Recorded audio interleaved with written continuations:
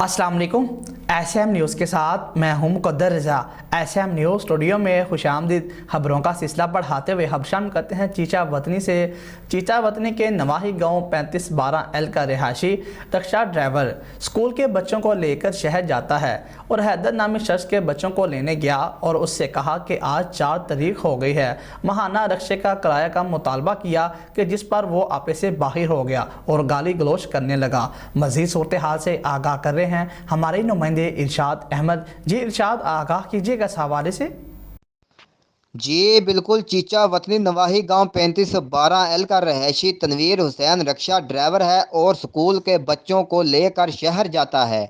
आज सुबह Rahman town Burewala road में हैदर नामी शख्स के बच्चों को लेने गया और उससे कहा कि आज 4 तारीख हो गई है। माहाना रक्शे के किराए का मुतालबा किया जिस पर वो सेखपा हो गया और गाली गलोच करने लगा, मारने लगा, कपड़े भी पाड़ दिए और घर जाकर छत के ऊपर से फायरिंग शुरू कर दी। ताहम खुश किस्मती से मैं और रक्शे में मौजूद बच्चे महफूज रहे। मैं रिक्शा चलाता हूँ।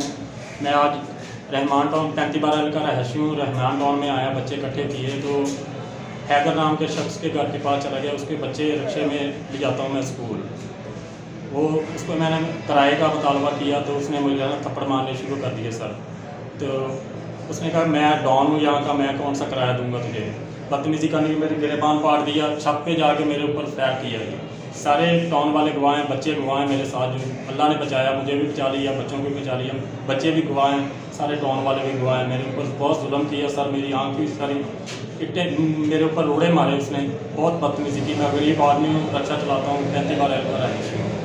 और पुलिस 15 को मैंने कॉल की, 15 वाले आए, उनकी बैठक में बैठ के चाय भाई पी, मुझे भी धक्का लगाया, चले गए। पता नहीं क्या किया उसने, कोई कार्रवाई की। मैं गरीब आदमी हूँ। तनवीर हुसैन ने DPO साहिवाल सादक हुसैन बलोच और DSP सर्कल चीचा वतनी राना अकमल रसूल नादर से कार्रवाई करने का मुतालबा किया। जी बहुत शुक्रिया इरशाद तफसीलात से आगाह करने के लिए। अब तक के लिए इतना ही। मज़ीद खबरों के लिए देखते रहिए SM न्यूज़।